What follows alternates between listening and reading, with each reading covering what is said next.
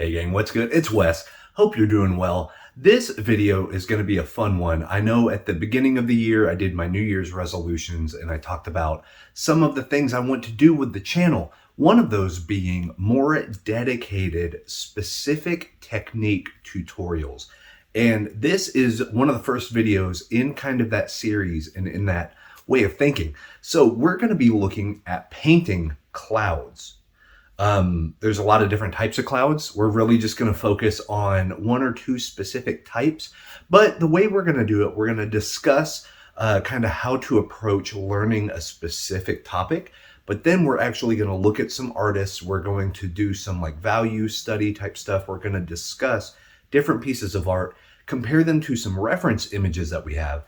And then what we're going to do is we are going to time lapse a painting that I'm going to do of one of the reference images and kind of put my thoughts and overall kind of tips and tricks over it.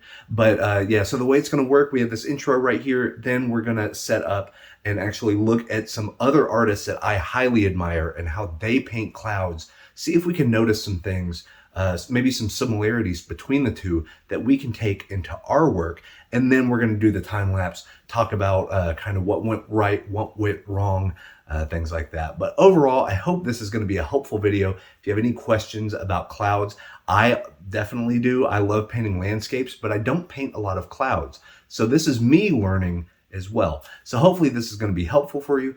Leave your comment. If you have some tips and tricks and stuff that you found that really helps you, let me know. But without further ado, let's get into studying and level up our cloud painting.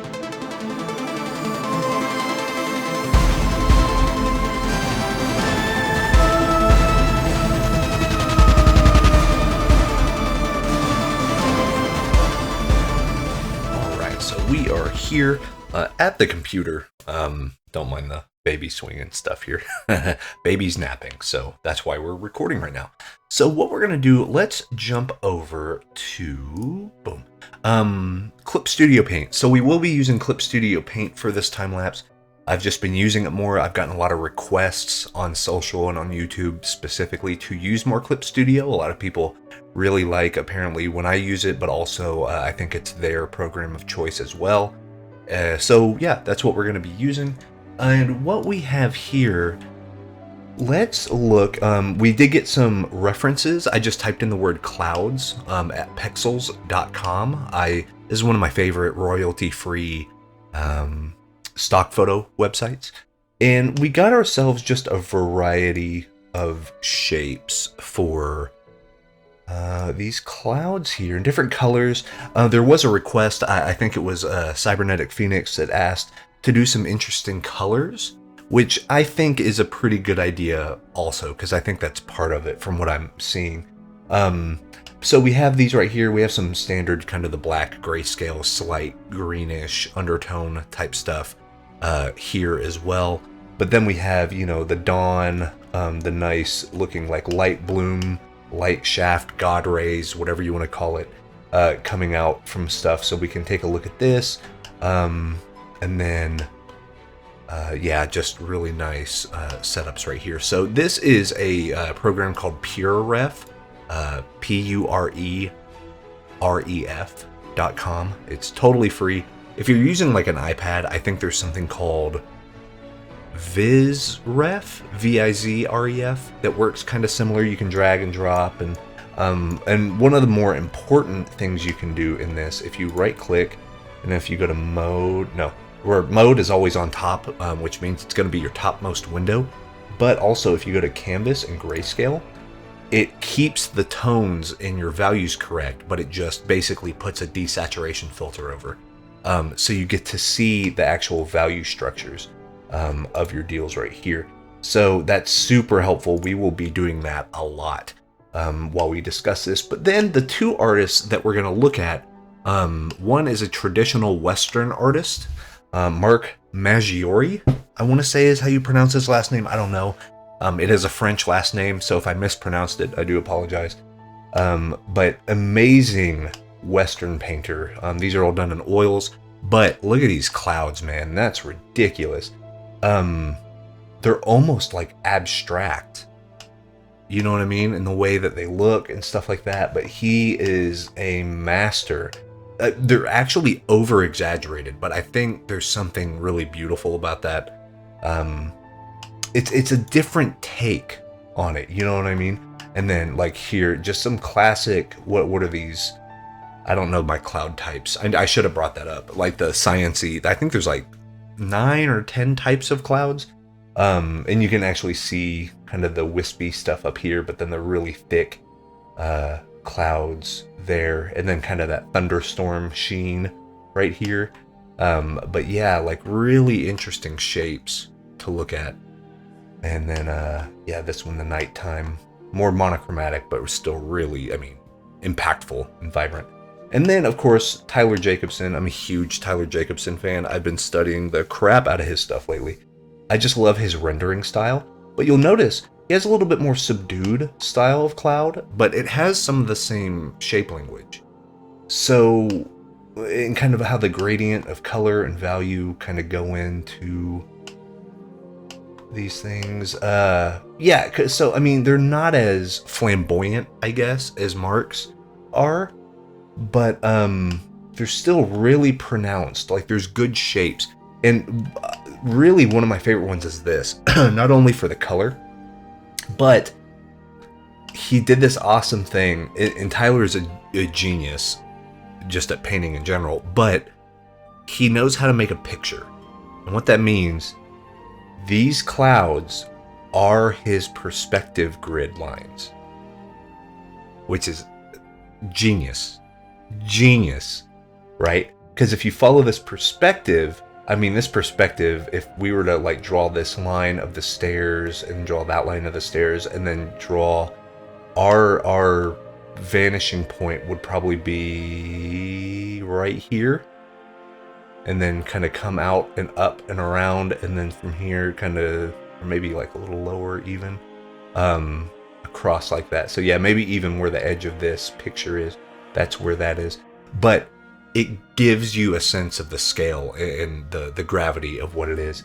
And something else that I noticed, he doesn't stick so hardcore to that perspective grid, because like if you were to see that perspective grid and you would see these clouds, you would think, oh, well, the under part, like this part right here, would have to be further because you're looking under the cloud. Since our camera is here and we're looking up at our subject, theory says that you would see the bottom or the dark part of where all this moisture is trapped, because that's all clouds are really, is just condensed moisture. But depending on the cloud type, how much moisture is in there and what does it do with the light around it. But you would think that this would like come over more, and like it would almost be like you're seeing the bottom of a box. But he doesn't do that. He lets it breathe a little bit, and I appreciate that, because I mean, who's to say if that's technically correct or not? But that doesn't matter. It looks good, and I think that's more important lately. I think I've been so kind of rules focused that I'm making the rules take over more, or I'm having a tendency to like not do things if it quote unquote breaks the rules, because there's certain rules of perspective and, you know, your foundational stuff that you want to keep true. But in instances like this, you don't have to always do that. I mean, he still does do it over here. You can see how this gets a little darker, and the light, as it's coming from this upper right area kind of down and casting in, we're still getting the sense of weight that the clouds have. But it's not following the grid 1-to-1. You know what I'm saying? Like, it's there as kind of a guide. It's your perspective guide. It's your grid. You don't have to stick to it if it doesn't make sense for the piece. Which is a very powerful idea. It's one that seems obvious, but it's hard to wrap your mind around. But yeah, so we have that, and then, you know, and that's also why I picked some of these reference images, because they kind of mimic what we see in these paintings. So we can see how the artist is interpreting what they see into, you know, and let's say we have, what are the most if we have this, I would say, no, maybe this one. Okay, so if we have these three here, this is kind of mimicking what... Maybe if I flip it. Yeah, we can do that, sure. So if we see this setup, we can see how the artist is interpreting what we see.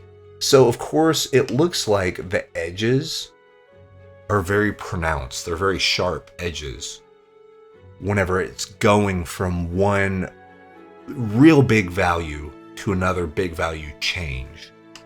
Until you get to like the shadows. And then the shadows, you can still see it here. Like you can see this little outline. You can still see the outline of the shape. So that's probably a step and a half or so on a value scale difference. So you're still putting the form, because you have to remember clouds are an object. They exist in a three-dimensional space. So they have to be rendered in that way. A lot of people just do the wispy white brushstroke, and that's fine. I mean, if that works for the image, but something you really need to consider is it's also another prop. And I think that's what makes both of these artists so effective at using clouds. This is a prop to, like, for instance, this one, not only is it the perspective grid, but you can see the lighter areas are actually framing the face of the character. And actually the same thing here, framing the face of a character. Yeah, and you can even see these lines are actually cupping and like rolling around back to point to the face. So, and this big shift of value, kind of this nice cutout shape where this cloud comes in and kind of joins with the character up front. A lot of overlap to add to that depth. And then, yeah, so you see these sharp, that's a huge value shift. I mean, if we go to grayscale again, that's a massive value shift. That's like on a 1 or a 2 on the scale to like an 8, a 7 or an 8. So, I mean, that's a 6 to 7 bump on the value scale. That's crazy. But it adds for really good contrast.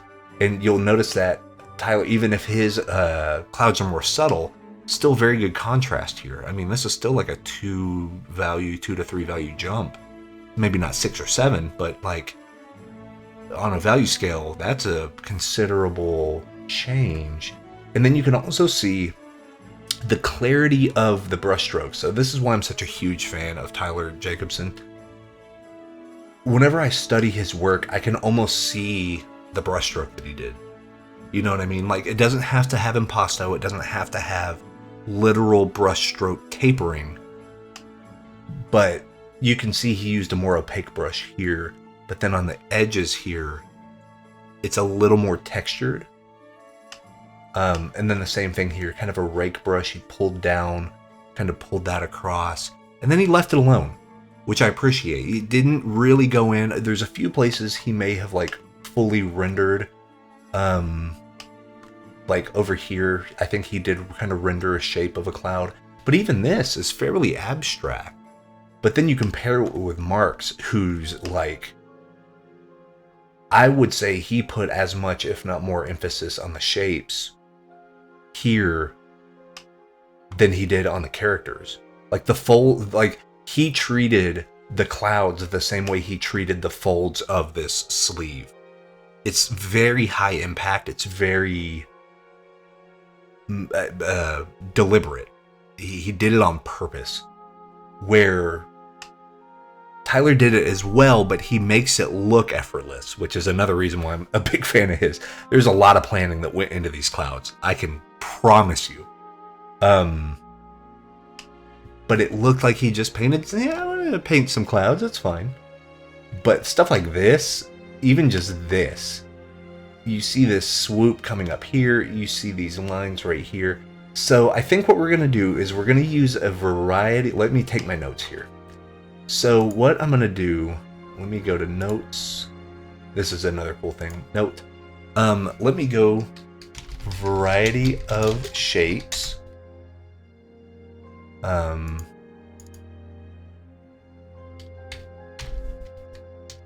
There we go. Okay. So we need variety of shapes. We need value changes, harsh for big value jumps, subtle edges for closer values. And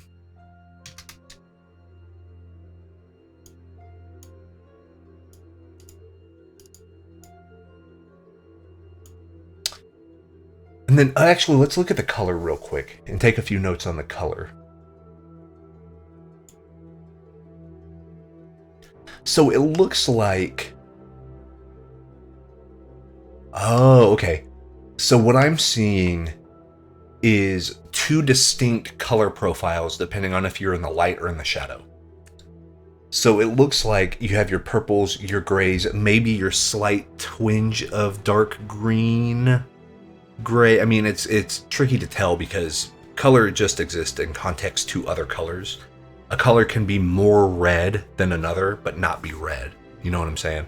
So, I have a whole course on that called Simplifying Color Theory. But anyway, you could see, okay, so like the purples and the kind of the nicer, darker oranges, which are less saturated, they're closer to gray, but they are darker. And the same thing, you get these hits of purples, the hints of the light blues, kind of that kind of slate gray, kind of bluer grays that you see for the shadows, but then keep making sure to keep the lights in this nice yellow, rich, kind of pinkish, introducing some pinks there as well. And then with marks, you can really see yellow, like pure, this is like lemon yellow almost, you know. And then as the forms are turning away into the shadow, they get more orange. And then you're getting your darker, desaturated purples for the real shadows. Like, I think this is a great example of all of that happening. Like, you have your highlights right here. Then you have that. And then you have that big value shift, but you can see that darker purple going to that lighter, brighter yellow-orange to really bump that contrast. I mean, and like, what's so crazy about Mark's work, I would never have kept this blue. I would never have kept it. But it works so freaking well because it shows the storm, like the context and the contrast. It's unbelievable. Anyway, I think this is probably the one we're gonna do for as far as the reference painting, because I think it has everything we might need. It has that difference of color, because even here you have the yellow, the kind of burning fire yellow, and the orange, slight tinge of red. But then in the shadows you have your dark blues, your dark purples. So it's definitely on the warmer side because of the pinks and how that works. Even the blue is pretty desaturated, but still a lot of activity happening, right? Really the other one I was thinking of is maybe something like this. This is a super extreme case. So if we were going for the more Mark Maggiori method, I would probably paint this one, because I mean, look at how harsh, like there's your highlight, your midtone, your shadow, no mistaking it. It's there, right? So, and then the kind of the wispy, blurred out edges type of stuff. So yeah, actually I wonder if, and these other ones are gorgeous as well. But these are a little more traditional in style, I guess. This is a good shape though. I like this shape. I like this little V shape right here as well. It's good for, this is a smart one for, to keep on hand. If I have almost it's funny, kind of that looking up look that we have in Tyler's work right here. I bet these clouds would work really well in this composition, because you see how that line is kind of coming down. You'd have to shift that perspective line, but like that same rule applies. So you can use light, not even just the shape of the clouds, but the light itself, and have that. So a lot to think about. So yeah, so with the value changes, we have that right here. Color changes. One color set for shadows, one for highlights. And that's kind of what we'll take into our time lapse, I think. So we need a variety of shapes. So let me actually add to this. Wispy versus hard edges. Create structure and form. Cool. Okay. So variety of shapes. Wispy versus hard edges, create structure and form depending on what we're doing. Value changes, harsh for big value jumps. So like they need to be dramatic in that. Subtle edges for closer values. So if you're working in the highlights, so like this highlight going into this highlight, or this highlight going into that light, or this light going into that light, very, very subtle values. Let's go and let's look at that. Grayscale. So yeah, very subtle value shifts, right? Maybe one step on a value chart. But then whenever you're going from a highlight to shadow, you really drive it home. Like there's no mistaking it. And that's going to help the form. That helps the edges as well. Your shape variety. So these two go hand in hand. And then you're tying in your colors with these changes. So one color set for the shadows, one for the highlights will really help you with that contrast. Very contrast heavy. So that's something to keep in mind. So this doesn't get super dark. This only gets to maybe a 50 or 60%. I'm thinking of going from, if 0 is pure black, like no light, and then 10 or 9 or whatever, the top end is pure white. This is maybe a 5 on that scale. And then a few hits of this are pure white. Not very many. This is a lot of mid-tone, a lot of mid-range playing around. You have your lighter mid-ranges, of course, but still, you know, even this right here, I know I would be tempted to come in and make this darker. But because of atmospheric perspective, as something gets further away from you, the contrast, your value range goes down. So like this is shadow and this is in highlight, quote unquote, but look how close they are because of how far away they are. And that's what gives art depth, you know, because now you look at the contrast between, you know, this and this, it's right up next to you, you know, that it's very, very harsh. So that's why he kind of subdued this as well, which is also so interesting. That this is how Mark did it. Even comparatively, there's a bigger contrast jump between like this of the leg and this highlight because the cowboy is closer to us. So even though he's very dramatic in his cloud rendering and the value contrast, it's still less than what's in front of us. But we're just going to worry about the clouds today. Yeah, I think something like this will be a good one. Maybe maybe I might like mix these two. You know what I mean? Because that will be our own composition, our own thing. Maybe, you know, and it's cool to be able to have, zoom out and see if this works together. It is cool to have this, let me match the lighting, this sort of stuff, because you can really make it your own. Yeah, so if we had like this cloud up here,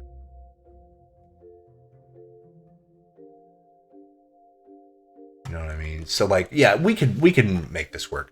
But yeah, that's it for kind of the study session. So let's go ahead and get that time lapse going, and we can see what we can cook up. So I'll have some other thoughts on the painting while we do the time lapse, but just talk about some of the rules and hopefully some tips and tricks as far as edges and using certain brushes that might help whenever you're wanting to render clouds in a nice dramatic way. So we'll see you here in a second for that time lapse.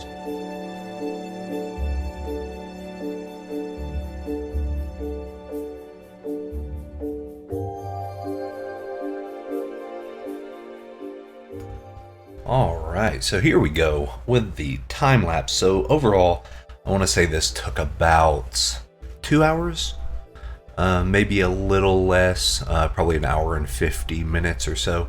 The footage is sped up 600%, so it ends up being about 14 minutes long. And yeah, so I'm just going to kind of break down. I'm watching the time lapse sped up right now. Really, what I wanted to do is make sure the shapes read well.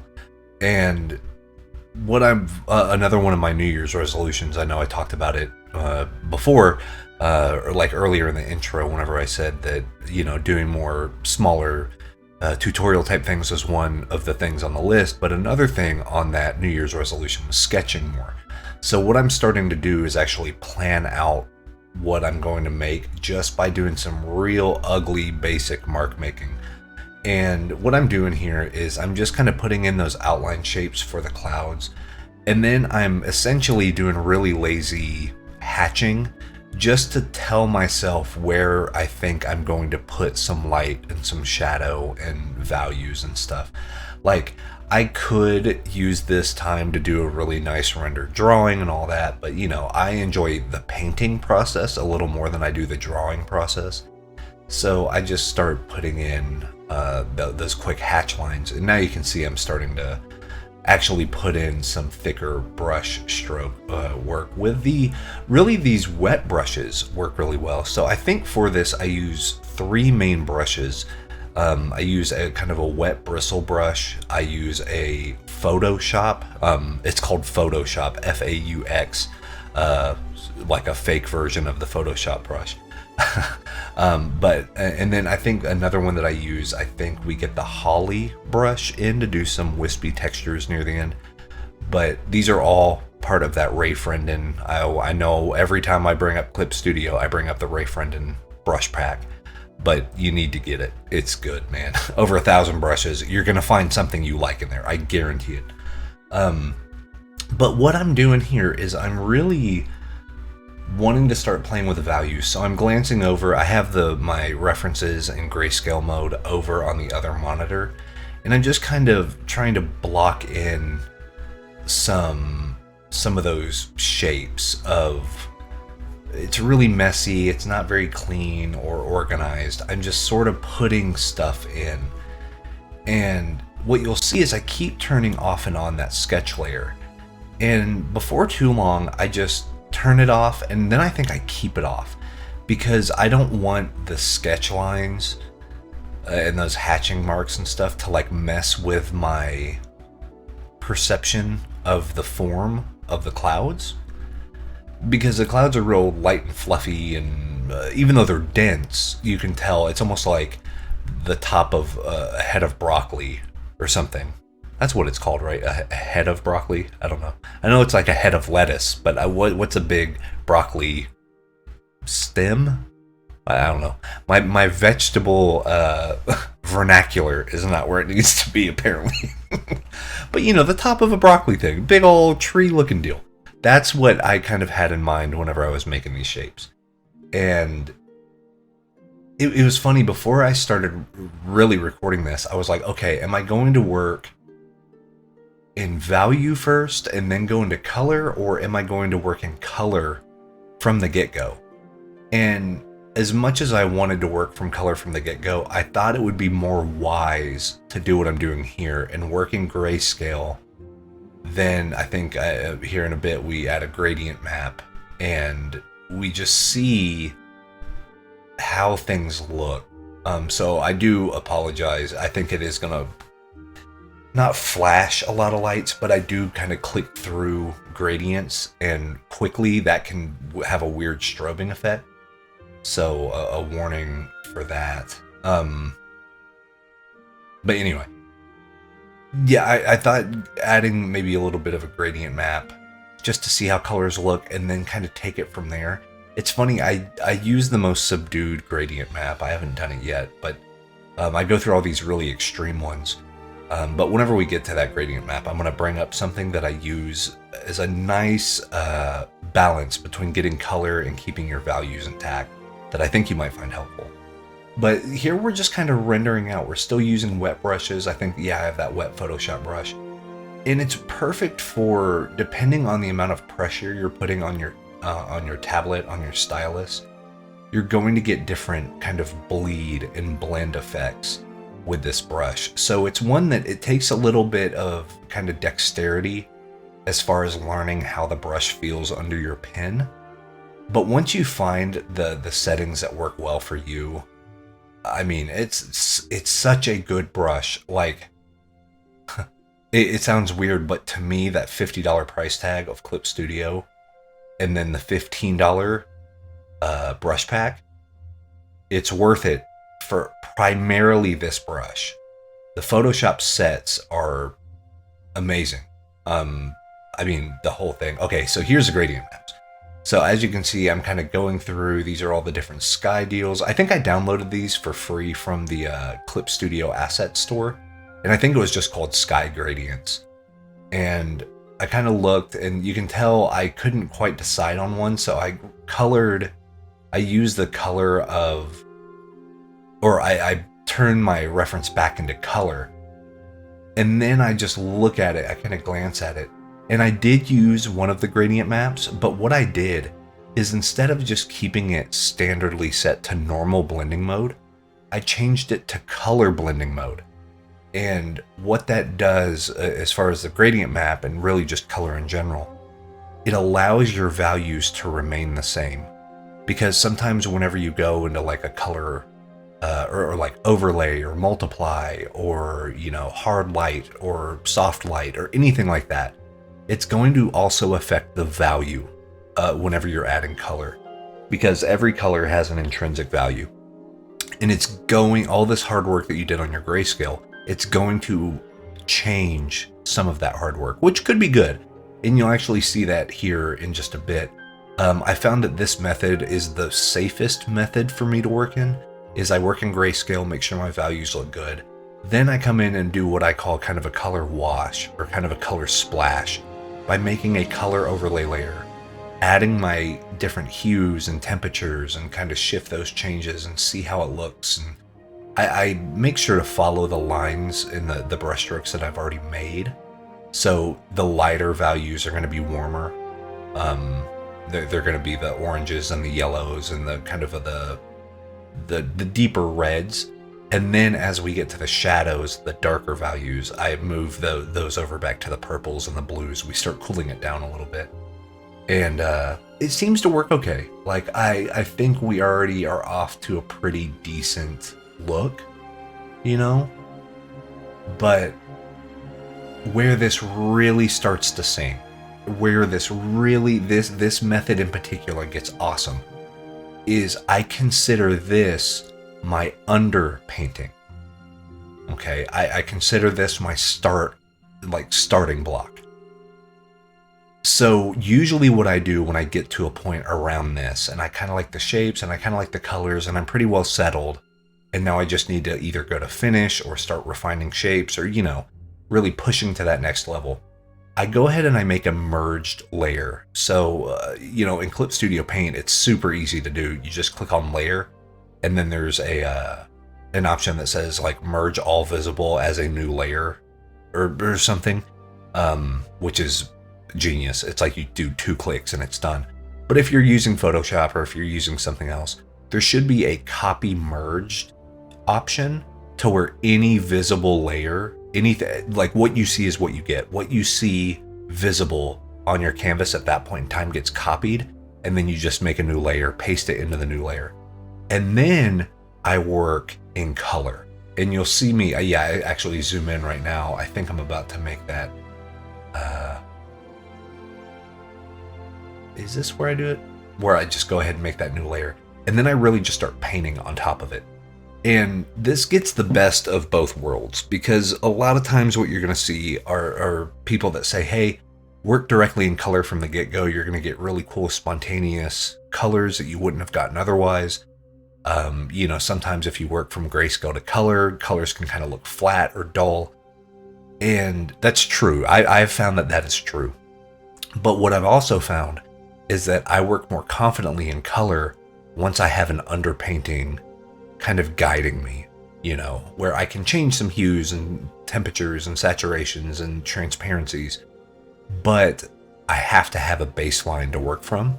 And I think that's where this whole going from grayscale to color really helps, is you have that backbone that then you can paint on top of with pure opaque color and start blending and doing some cool smudges and, wash brushes and all this stuff.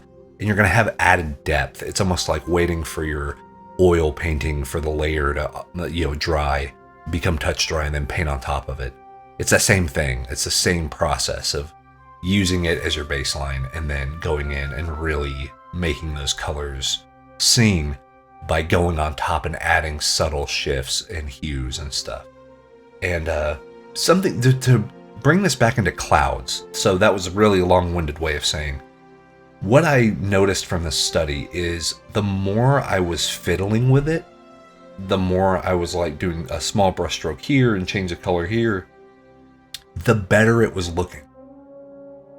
And that was an exciting thing because sometimes, I have that dreaded fear that I'm going to overwork something. I don't know. It like gives me the willies. I'm like, ugh. Like, I don't want to over render. I don't want to overwork. But then sometimes what ends up happening is I underdevelop. I don't quite push it to final enough. And I think with the clouds, what this taught me, not only in just rendering clouds, but just in the workflow in general, maybe it's okay to just go in and start adding a little bit of detail here and there. Now you can see that we've zoomed in. I think I get a blender brush here and then go around some of the edges. That was one of the things that we put on our notes, is we go in and we kind of refine these edges a little bit. But yeah, I think it might be an important lesson of go in and add a little bit more detail than maybe I'm comfortable with, but add some variety while you're at it. So don't just color pick and then just paint the color over the same color. Go ahead and pick a surrounding color and slowly implement it in with a smaller brush with maybe a sharper edge and just see what you get. Because I think the complexity of clouds comes from there's so much variety and the light and the way the shadows hit, and like they're built up of so many smaller clouds that you need to, it's almost like painting hair.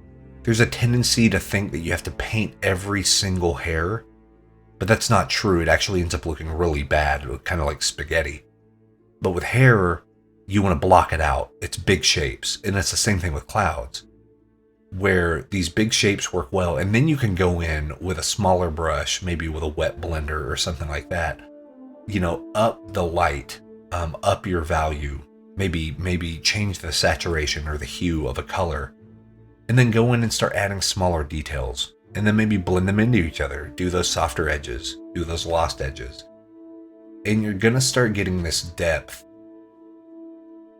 just automatically. It doesn't even, the nice thing about painting nature, and the same rule applies with clouds from what I gather, there's no right or wrong really. You can get away with a lot. You can get away with a lot when you paint a rock. You can get away with a lot when you paint a mountain. You can get away with a lot when you paint a tree or clouds. Like, nature is unpredictable. So it's not like, if you're trying to paint a car or like a mech, a robot, that has to look a pretty specific way. Like it has to function. It has to, the wheels have to be a certain space apart because, if they're too close, it's going to topple over. Like, there's a lot of function and form in those hard surface deals. But using nature as kind of a guide is nice because there's spontaneity there. You can get away with a lot.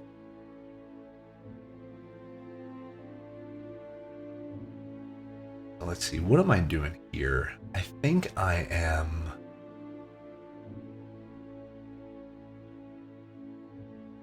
So I think I still have a blender brush. I might just be coming and refining some of the edges. And you notice that I stay fairly zoomed out this entire time. This is a 4K image, but I want to see the whole thing all the time. Only near the real end where I really want to refine things do I go and do I really get those smaller brushes in. But yeah, overall, there was a lot to like. Yeah, I'm adding some lights in here. Yeah, so this is the refinement phase. Kind of go in there, take care of some of these edges, some of these shapes, stuff like that. And yeah, a lot of fun to do this. A lot to learn, a lot to like, and yeah, had a lot of fun with this. Let me know if you followed along. Let me know what you think about doing these paintings and doing the paintings of these clouds.